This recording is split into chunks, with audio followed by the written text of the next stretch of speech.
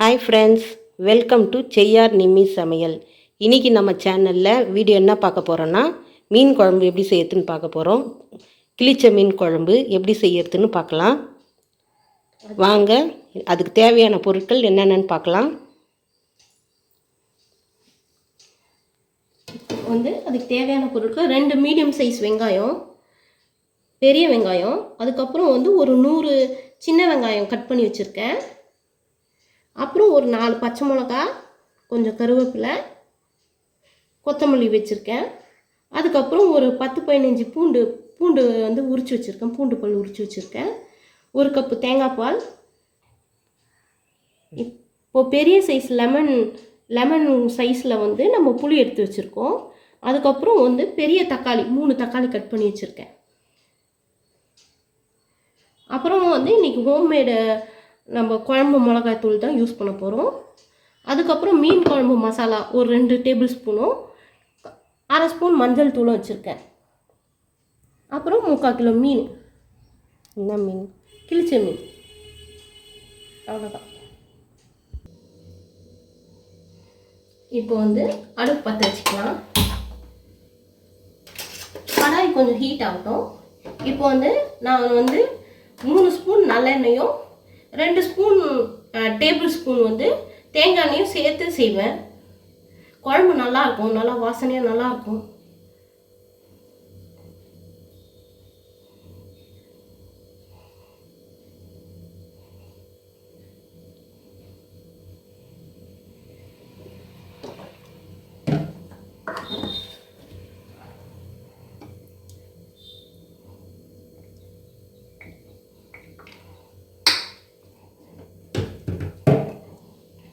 இப்போ எண்ணெய் காஞ்சதும்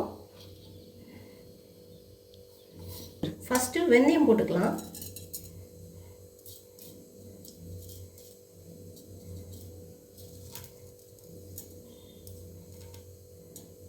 ஒரு 1/4 ஸ்பூன் வெந்தயம் போட்டிருக்கேன். இப்போ கடுகு போட்டுக்கலாம்.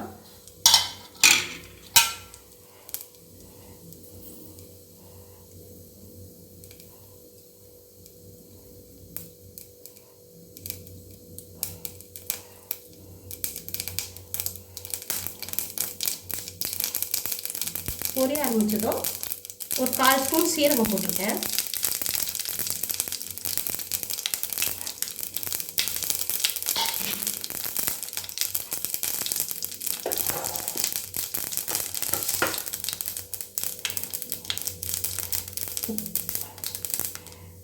இப்போ பூண்டு போடுறேன்.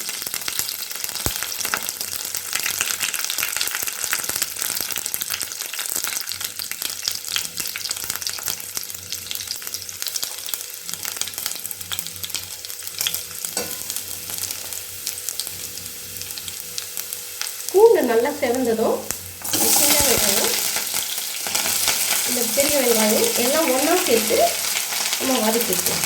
பச்சை மிளகாவும் கூட போட்டு, பச்சை மிளகாவும் கூட கருவேப்பிலை எல்லாம் ஒன்றா போட்டு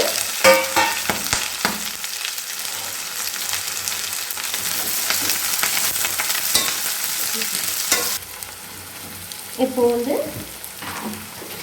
கல்லுப்பு கொஞ்சம் போட்டுக்கலாம். சீக்கிரமாக வதங்கும். வெங்காயம் சீக்கிரமாக வதங்கிடும். அதனால தான் உப்பு சேர்க்கணும். உப்பு சேர்த்துட்டு இப்போ நல்லா கோல்டன் ப்ரௌன் ஆனதுக்கப்புறம் கொஞ்சம் ஸ்லோ பண்ணிவிட்டு தக்காளியை போட்டுக்கலாம். 3 தக்காளி, பெரிய சைஸ் தக்காளி இல்லை, அதை கட் பண்ணி வச்சுருக்கோம். அதை கட் பண்ணி வச்சுட்டு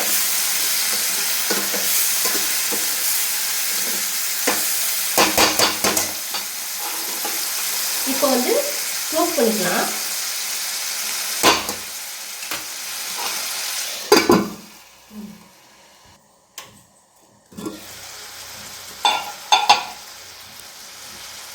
இப்போ கொஞ்சம் அடுப்பு கொஞ்சம் பெருசாக வச்சுட்டு நல்லா தக்காளியை நல்லா குழையிற அளவுக்கு நல்லா வேக இருக்கும், வதக்கிக்கலாம். இப்போ இதை க்ளோஸ் பண்ணால் நல்லா சீக்கிரம் வேகும். இப்போ இதை ஓப்பன் பண்ணி தக்காளி வதங்கியிருக்கான்னு பார்க்கலாம். நல்லா நல்லா வதங்கிடுச்சு. இப்போ என்ன பண்ணிக்கலாம்னா, இப்போ வந்து நம்ம எடுத்து வச்ச மசாலாலாம் சேர்த்துக்கலாம். ஃபஸ்ட்டு மஞ்சள் பொடி, அப்புறம் வந்து 2 டேபிள் ஸ்பூன் வந்து மீன் குழம்பு மசாலா அதை சேர்த்துக்கலாம். இப்போ வந்து 5 டேபிள் ஸ்பூன் இருக்கும். ஹோம்மேட் நம்ம மிளகாத்தூள் தான் போடணும். எதுவுமே எக்ஸ்ட்ரா மிளகாத்தூள்லாம் எல்லாமே இதில் கலந்து அரைச்சிருக்கு. அந்த மிளகாத்தூள் தான் போடுறோம்.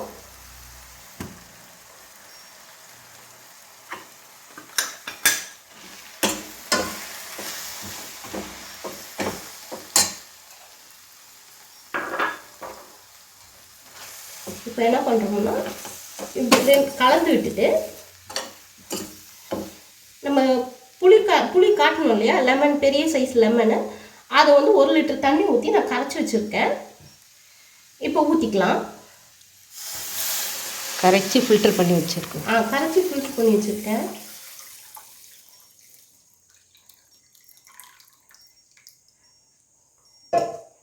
அப்புறம் நம்ம எடுத்து வச்ச தேங்காய் பாலும் இருக்கும் இல்லையா, அதையும் ஆட் பண்ணிக்கலாம்.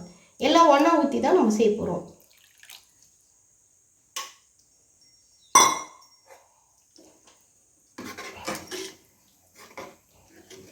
இப்போ வந்து சால்ட் ஆட் பண்ணிக்கலாம்.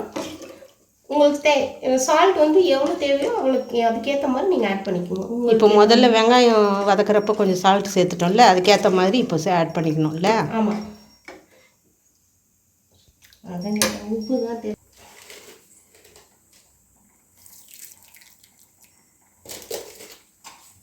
இப்போ வந்து இதை வந்து டேஸ்ட் பார்த்துட்டு உப்பு உங்களுக்கு வேணும்னா ஆட் பண்ணிவிட்டு சேர்த்துட்டு ஒரு 20 மினிட்ஸ் மீடியம் ஃப்ளேமில் வச்சு கொதிக்க விடணும்.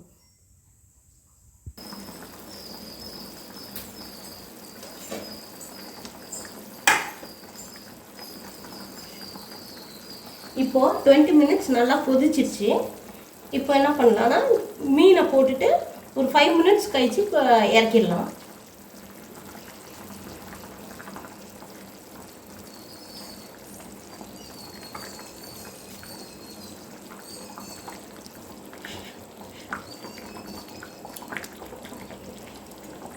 இப்போ வந்து 5 மினிட்ஸ் ஆயிடுச்சு.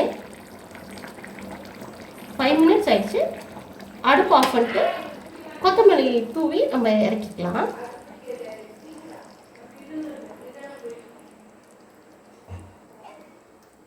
அவ்வளோதான், மீன் குழம்பு ரெடி.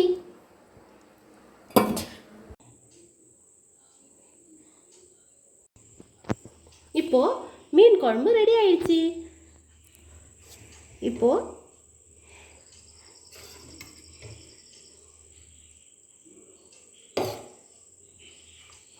வாவ், மீன் குழம்பு ரொம்ப நல்லா வந்திருக்கு.